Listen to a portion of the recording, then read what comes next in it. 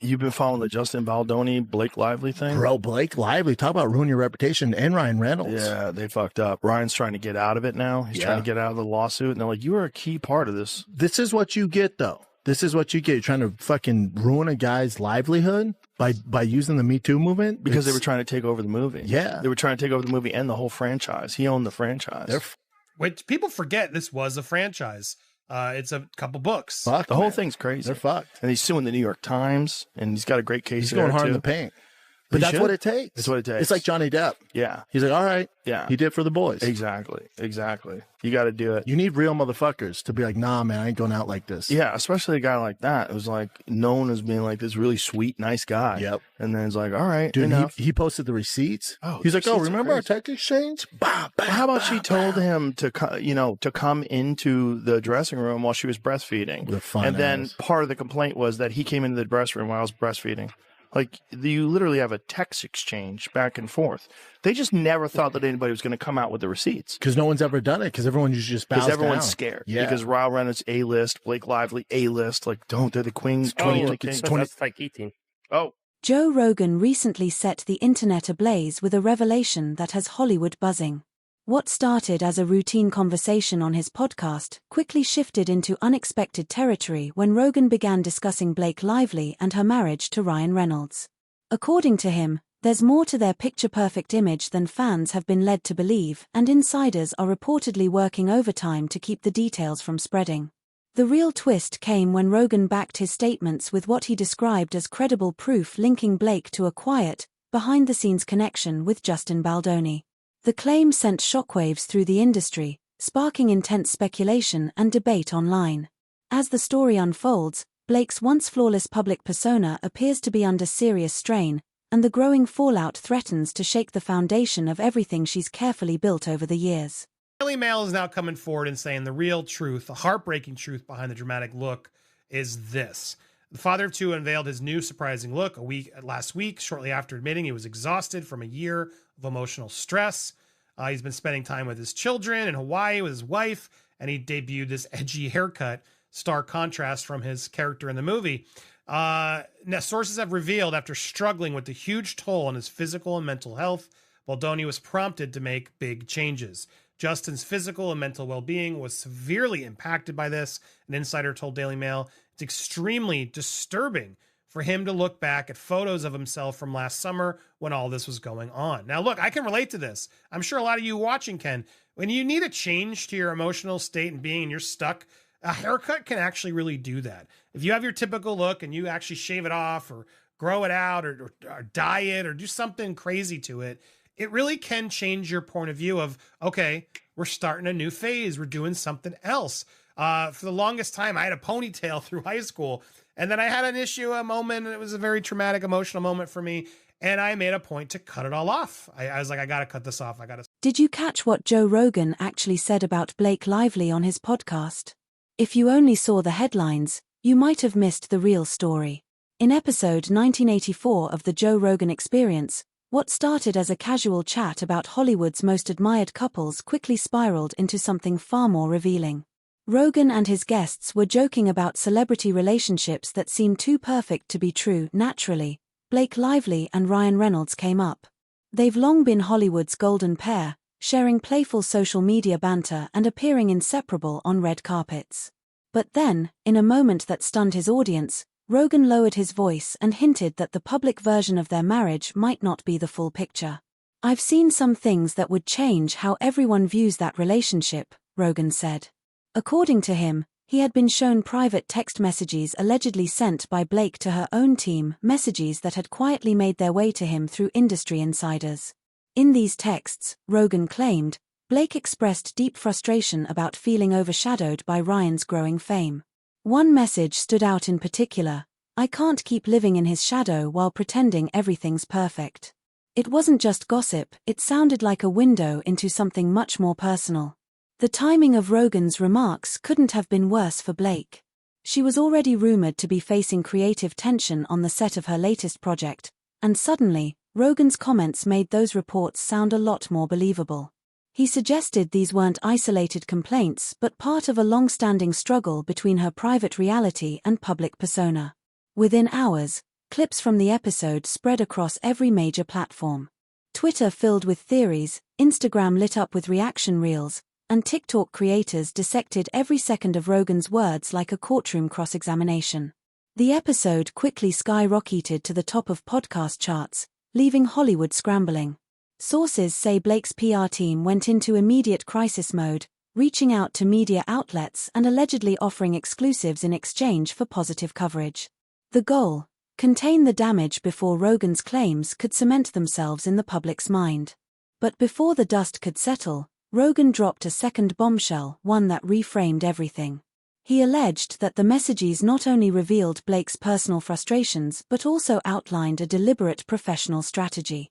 According to him, Blake had been tactically leveraging Ryan's fame to boost her own projects while still presenting herself as a self-made success. "She's playing both sides," Rogan said. "Using Ryan's influence when it benefits her, but insisting she's done it all on her own." That line alone changed how people viewed years of red carpet appearances, playful interviews, and seemingly effortless couple moments. What once felt spontaneous and genuine suddenly looked like a carefully curated brand strategy. Now, fans and insiders alike are rewatching old clips, revisiting interviews, and asking new questions. How much of Blake and Ryan's public chemistry was authentic and how much was calculated? And perhaps more unsettling, if this much was hidden in plain sight, what else has Hollywood been keeping behind the curtain? Does seem like a nice guy to a lot of people. Sure, he's clearly got this darker side where he wants to have control of his projects, but in a weird way, with Deadpool, the way he took over Deadpool, I kind of understand where he went, and it seems like he did make amends with Tim Miller, from what I've gathered.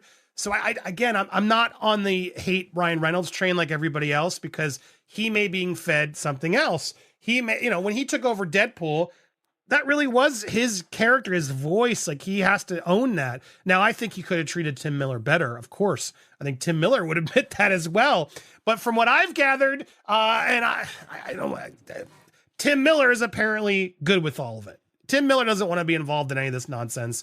And Tim Miller's not jumping up and down, jumping and saying, yes, let's torch Ryan Reynolds. Look what he did to me. So I'm not as mad at him. I know everybody else is, and you guys can be, but I'm still hung up on this idea of, like, why is he buying this? Why is he allowed to go? Now, she's the mother of his children. So yeah, that's a fair reason. He's in love with her. They've been together for quite some time. They are seemingly committed to their things. They talk all the time, yada, yada, yada. He is a loyal guy, apparently, unless you're shooting Green Lantern and you're with Scarlett Johansson. But aside from all that, the rumors even there were that she didn't want to have kids and he did. And so, look, is Ryan Reynolds really that stupid? This is the question I'm asking you. Those picture-perfect red carpet moments were only a glimpse of what was really going on behind the scenes. Beneath the glossy image of Hollywood's golden couple lies a far more complex and unsettling power dynamic than anyone imagined. According to revelations from Joe Rogan's now viral podcast episode, the balance of power between Ryan Reynolds and Blake Lively isn't quite what it appears. It's not Ryan, the ever-charming Deadpool star, who's steering the ship, it's Blake. And insiders say she's been in control from the start. For years, the world bought into the illusion, matching Instagram posts, playful banter during interviews, and light-hearted jokes on talk shows that seemed to showcase an effortlessly equal partnership. But those who've worked around the couple paint a very different picture. Crew members from multiple productions have described an environment where Blake, not Ryan, dominated discussions and decision-making whenever the two were involved in a joint project. One industry source reportedly told Rogan, when they're in meetings together, it's Blake who leads. She interrupts, redirects, and takes charge, especially when studio executives are present. And according to Rogan's sources, that authority doesn't stop when the cameras do. Behind closed doors, Blake's influence allegedly extends deep into Ryan's professional choices. One insider claimed she reviews many of his potential film offers and has vetoed roles that would have paired him with certain high-profile actresses she considered rivals. In at least 2 major projects, A-list actresses were reportedly replaced after Blake voiced objections, a move that fueled speculation about just how far her reach really goes. Even the couple's famously playful moments now take on a new context. The jokes about sleeping on the couch, the social media posts where she cropped him out for fun, once seen as harmless humor, now seem to some observers like subtle displays of control. Small reminders of who ultimately drives the narrative.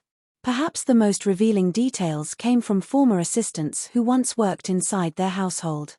One reportedly told Rogan that Blake manages nearly every aspect of Ryan's public presence, from his press schedule to wardrobe choices, even down to his hairstyles. According to that account, Ryan would occasionally text Blake from media events to make sure his responses matched the couple's carefully maintained public image. And while he's said to remain devoted to her, Rogan's sources claimed Ryan has quietly confided in friends about feeling creatively and personally constrained. He loves her, one friend reportedly said, but every decision feels like it needs her approval. Observers believe this growing tension may explain why Ryan has shifted more attention to his business ventures, spaces where Blake's involvement is minimal and where he can operate with more autonomy. Meanwhile, Rogan's team claims to have seen text exchanges between Blake and her publicists, outlining ways to position her as a self-made powerhouse while still benefiting from the couple's joint popularity. One message reportedly read, "We need to push the independent career angle while still getting the couple boost." Another detailed how to subtly connect her upcoming projects to Ryan's brand without appearing dependent on it. So, the question now echoing through Hollywood is whether this famous marriage is truly a love story or a meticulously managed partnership built on power, image, and control. If Rogan's sources are right, Blake Lively isn't just the co-star in the Reynolds Lively brand, she's the director, producer, and editor of the entire show. Clip where Brandon Schraub and Joe Rogan are talking about the Justin Baldoni case. Wild. You've been following the Justin Baldoni, Blake Lively thing? Bro, Blake Lively, talk about ruin your reputation, and Ryan Reynolds. Yeah, they fucked up. Ryan's trying to get out of it now. He's trying to get out of the lawsuit, and they're like, you were a key part of this. This is what you get, though. This is what you get. You're trying to fucking ruin a guy's livelihood by using the Me Too movement. Because they were trying to take over the movie. Yeah. They were trying to take over the movie and the whole franchise. He owned the franchise. Which people forget this was a franchise. It's a couple books. The whole thing's crazy. They're fucked. And he's suing the New York Times, and he's got a great case. He's going hard too. in the paint. But that's what it takes. That's what it takes. It's like Johnny Depp. Yeah. He's like, all right. Yeah. He did it for the boys. Exactly. You got to do it. You need real motherfuckers to be like, nah, man, I ain't going out like this. Yeah, especially a guy like that. It was like known as being like this really sweet, nice guy. Yep. And then it's like, all right, dude, enough. he posted the receipts. Oh, he's like, oh, receipts are remember our crazy. tech exchange? Bah, bah, Well, how about bah, she told him to come into the dressing room while she was breastfeeding, What a fun and then ass. part of the complaint was that he came into the dressing room while I was breastfeeding. Like, you literally have a text exchange back and forth. They just never thought that anybody was going to come out with the receipts. Because no one's ever done it, because everyone usually just bows Because everyone's down. scared. Yeah. Because Ryan Reynolds A-list, Blake Lively A-list. Like, they're the queen. That's like eating. Oh. That's it. He gets interrupted, but I would love to hear Joe keep going on that because it's such a good point. Yeah, look, we're learning that with our documentary. A lot of people are afraid to come forward and afraid to speak out. Beyond the polished walls of her seemingly perfect marriage, Ava Lang's need for control had quietly seeped into every corner of her professional life, and the results were anything but subtle. What began as a high-profile production meant to redefine her career soon unraveled into a cautionary tale of manipulation, power, and fractured trust. The project, When It Breaks, a passionate adaptation of a best-selling novel, was supposed to mark Ava's grand reinvention, her moment to step out from the shadow of her earlier fame. With acclaimed director Julian Barrett at the helm and a loyal fanbase waiting, it had all the makings of a cinematic triumph. But according to those who worked behind the scenes, Ava didn't just want to star in the film. She wanted to command it. Crew members recalled an atmosphere thick with tension. Each morning, Ava reportedly arrived with fresh script revisions, often bypassing Julian's approval. When challenged, she'd remind everyone of her dual credit as both lead actor and producer. If she wanted something changed, it got changed, one technician later said. Things reached their boiling point during the film's most intimate scenes. Witnesses described Ava stepping in to direct, dictating angles, lighting, and even choreography. She halted takes mid-shot, insisting that Julian wasn't getting it right. The balance of authority had clearly shifted, and no one dared to push back. Private exchanges later leaked from within the production, allegedly showing Ava's frustration with Julian's creative choices. He keeps trying to tell me who my character is. I am this character, one message reportedly read. But insiders claimed her words didn't always match her actions. During rehearsals, Ava encouraged authenticity. Later, she accused Julian of crossing lines she herself had drawn. "It was confusing," said a crew member. "You never knew which version of the story was true. By the time filming wrapped, the set was divided. Allegiances were tested, and careers were strained." In industry circles, whispers spread that Ava had quietly flipped the narrative, painting Julian as unprofessional, even difficult. Yet those who'd been there told a different story. "Ava doesn't lose control," a longtime colleague explained. "She rewrites the story until she wins." That same instinct for control, insiders said, extended far beyond her work. Ava and her husband, actor Ethan Reed, had long been admired as the industry's golden couple, private, poised, and effortlessly relatable. But behind the curtain, their carefully curated image was more strategic than spontaneous. Former publicists described what they called privacy management. Every glimpse of family life, every accidental reveal, was meticulously timed.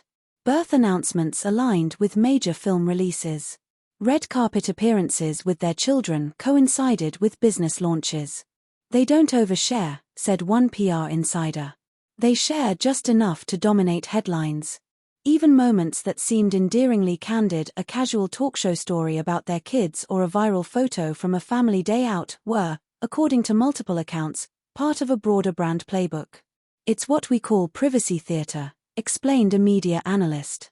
"You look modest and grounded, but every appearance is a move on the board." One leaked message reportedly showed Ava planning a family reveal 2 weeks before a major premiere. Another revealed Ethan's heartfelt comment about their daughter's name on a late-night show, an apparent unscripted moment that perfectly aligned with his new project's marketing push. Experts say it's this seamless blend of authenticity and strategy that's made Ava and Ethan nearly untouchable. Every time tension builds, a bad review, a rumor of conflict, a tender family story hits the headlines, resetting their image overnight. To the public, they remain the perfect pair, charming, funny, and fiercely protective of their privacy. But to those who've worked closely with them, the perfection feels rehearsed. Ava Lang isn't just an actress or a wife, she's the architect of a media empire, one built on precision, persuasion, and control. And behind every sweet smile and clever headline lies the hand of a woman who never leaves anything to chance. Spot on. Brandon and Joe are spot on, and it's just encouraging to see more big personalities, outlets, celebrities just talking about it realistically and not the way Blake and Hollywood is trying to spin it, which a lot of Hollywood are. Now, clearly Joe's not afraid. He says what he wants. He always has. But still, it's still a massive, big platform. And to see him out there talking about it honestly and actually sharing the proper facts can't help Blake and Ryan. They must not like seeing such big personalities and people with so much sway, but being out there calling it out for what it is, because let's be honest, Hollywood doesn't like that. They don't like us being honest. They don't like us telling you the truth. They try to massage everything into their narratives, right? And that's what these big A-list stars, as Joe's implying, do. Ryan and Blake, as we know, we're trying to cover this up. Ari Emanuel, all these people trying to keep this up and say, oh yeah, believe the woman, believe Blake, she's telling the truth. And it's disgusting. It's disgusting. So kudos to Joe and Brandon for bringing this out. It's nice to see them out there doing it for the boys. Yeah, well, doing it for all of it, I would say. Doing it for all of us. Because, again, abuse shows no gender, as we learned with Johnny Depp. Women can be bad. Men can be bad. Yeah, we should listen to everybody. If they got a complaint, if you're going to come forward and make this complaint, you want to assume they're not lying and making stuff up. But sometimes they're over-exaggerating and such, as I think is happening in this. Those perfectly timed family moments might have dazzled the public, but Hollywood was never fooled for long. Something has shifted in the industry, fast. Once surrounded by admiration and influence, Ava Lang and Ethan Reed now watch their carefully constructed empire begin to crumble in real time. People who once stood firmly in their corner, longtime collaborators, former friends, even members of their inner circle, have started to quietly distance themselves. For years, the couple seemed untouchable, adored by peers and praised endlessly in interviews that all sounded eerily alike. Stories of playful pranks, endearing humility, and radiant talent became the standard script. But according to industry insiders, that glowing reputation wasn't the result of charm alone. It was the product of meticulous engineering. Behind the red carpets and headlines, Ava and Ethan reportedly ran a network that blurred the lines between public relations and quiet coercion.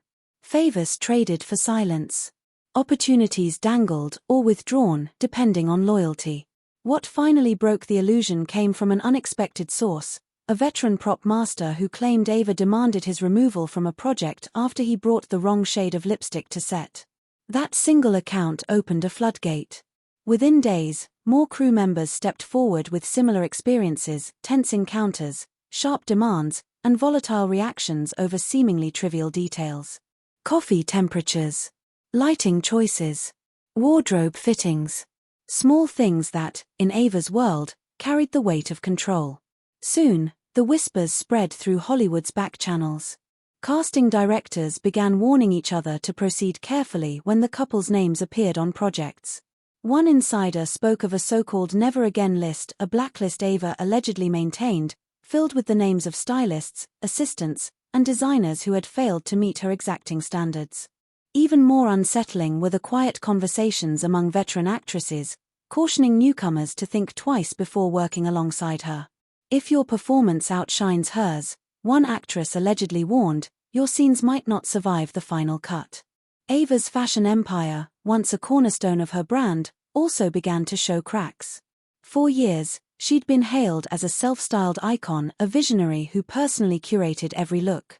But leading stylists began to whisper a different story: stolen concepts, uncredited collaborations, and airtight non-disclosure agreements that prevented anyone from challenging the myth. She didn't just borrow ideas, said one designer. She erased the people who created them. Then came the social unraveling.